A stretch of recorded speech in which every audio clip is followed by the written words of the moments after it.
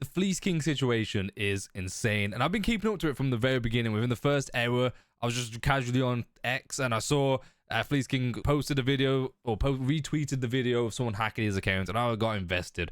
And I've been keeping up with it up until yesterday, when it found a conclusion yesterday evening. It's been a wild ride, but let's go through some of it and some of the scumbag behavior that goes on the dark corners of the interwebs where people need love. So FleeceKing actually uploaded this video, or this post, which is the one I saw, saying, my account got hacked. And the guy's deleting and bragging about it, and he's super upset and emotional. And this is the video. This video's amassed from this guy nearly 3 million views, which this guy is bragging about quite a lot. And I'm bringing more attention to it, so I'm not helping. And in this video, it just shows a man on FleeceKing's account. And then he goes to Pokemon, and he searches for Mareep, FleeceKing's mascot, and his favorite Pokemon. He gets 100% shiny Mareep and transfers it. Just like that. Just gone. Transferred. Gone. Crazy. I was like, bro, that can't be real. It did look like FleeceKing's account, but it can't be real, surely. How did he get into it? So I like many of us, went over to this guy's account and started going through his replies. At the time, didn't have many. Had like 30,000 views on the video. There wasn't many replies, but it was quite sickening to see that this guy is an asshole. Straight up an asshole. His bio says, follow if you hate, it's FleeceKing. And this was prior to him taking over the account. And we'll get into a bit more of the lore behind this in a sec. But this guy, basically from his responses, he said that he reported him. It was one of the reasons why he's done it. He referring to FleeceKing, and there's a few others. This guy just basically, he boasts about it. 2 million views. It's actually the most viewed Pokemon Go video, excluding 2016. On Twitter, then references as he starts to get ratioed. This guy, as you can see from the view count, he's had 46,000 views on this one and only 70 likes. So he's getting ratioed pretty hard. The most of these people that are in the comments are saying, why would you do this? And saying it's incriminating himself of hacking an account, where he will state that he didn't actually technically hack Gmail or Niantic servers. So don't try and sue me. But at the same time, he did gain access to an account illegally without permission, therefore it is a crime, as someone pointed out for the States. But this guy is not from the States, but it looks like he's from Czech Republic, so I don't know what the laws are there. He also titled the video, which I find funny, why be a king when you can be a god? A famous words from the rapper Eminem. Of course you know that. And Niantic servers are shite, implying that he's hacked Niantic servers. We'll find out later what actually did happen. Basically, but this guy's just an arsehole. It is a complete scum. And before that, this is historical stuff before he went and done the hacking of FleeceKing's account, where he basically posts toxic content. Anyway, he's a spoofer, which, you know what, each to their own. I'm not against spoofing. If that's how you want to play, that's how you play it. I'm no problem with it. The issue is that this guy really boasts about it, and he's had multiple accounts terminated, and talking about who's the spy from Niantic, thinking that Niantic got a magnifying glass on him because he's that big of a person and a personality, and he's thinking that they are banning his IPs. Trust me, I've gone through a load of these. I think I got banned IP, guys. Every account I log into is perma-banned. He thinks that Niantic is like literally going down on him because he is the guy. He posts a bunch of shiny 4 stars, which I assume is because he's using the spoofing. He's able to go to these direct locations where these shinies have been found and just doing them on the shiny raids. I'm not sure how it works, but basically he's got shiny everything that's 4-star, and he spoofs on many accounts. It's not, from what I can see, it's not legal. Like, you can't do it legally or officially. But still, yeah. So he's an arsehole. He makes a bunch of arsehole tweets. And then to the one that actually started it all, which was a few days ago. March the 11th. I want to try something. This could be funny. And then doesn't at FleeceKing, but he puts the space between the at, but at it's FleeceKing will be my first target.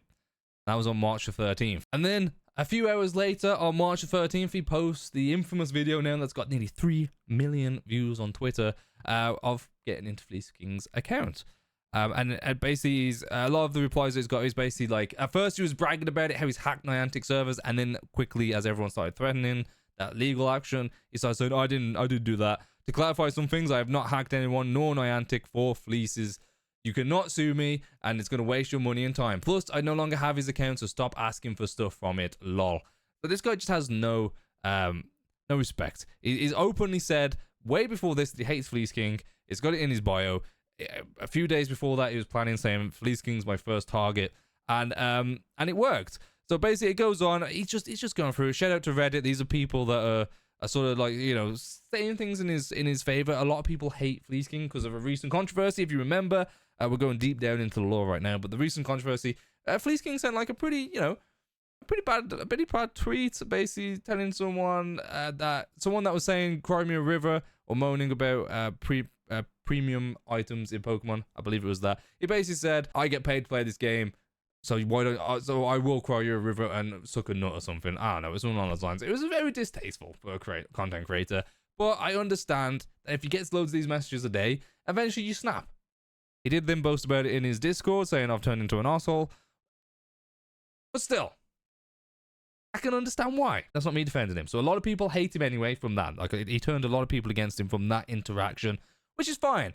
Okay, moving on. 1 million views, fire, skull. Then he's boasting 2 million views, and he's loving. And then with his recent tweets, and then we're going to stop talking about this guy, and we're going to block him after this, because, you know, he's an arsehole. He's also promoting his TikTok legend. Not really. It's crazy that I made a fall of $1 billion company that easily. Like, I never thought it would work. I was just bored after getting banned. Lol. And we're going to get into what he done. So after 24 hours, FleeceKing responded with this, saying that he has got his account back. GG's. And, it basically thanks everyone for the support, and he was scared. Again, he thanks Niantic for helping him get his account back. He also says in here, "Can't go into all details of my situation, but I'm happy with the outcome." Shout out to this guy, which is someone that I've been following for a while. But he just posts Pokemon content. It's pretty cool. Pokemon Go content. He's put a screenshot because he's obviously a friend with it's FleeceKing, saying the name of his buddy, which is And Back Baby. Basically implying that Niantic helped him get all of his transferred Pokemon back and his account back to the state that it was. Going back to the douchebag for the day, I don't get if Fleece got his Shundos back, but you should all notice that Niantic help would never recover a transferred item / Pokemon for anyone before. They don't care about you unless you are a sponsored creator. I feel like this is a little bit different. Hear me out. A lot of accounts get hacked and a lot of stuff gets transferred. Not on this scale. Not on a creator that is a Pokemon Go creator, makes Pokemon content, and then a guy bragging about it everywhere. It makes Niantic look bad.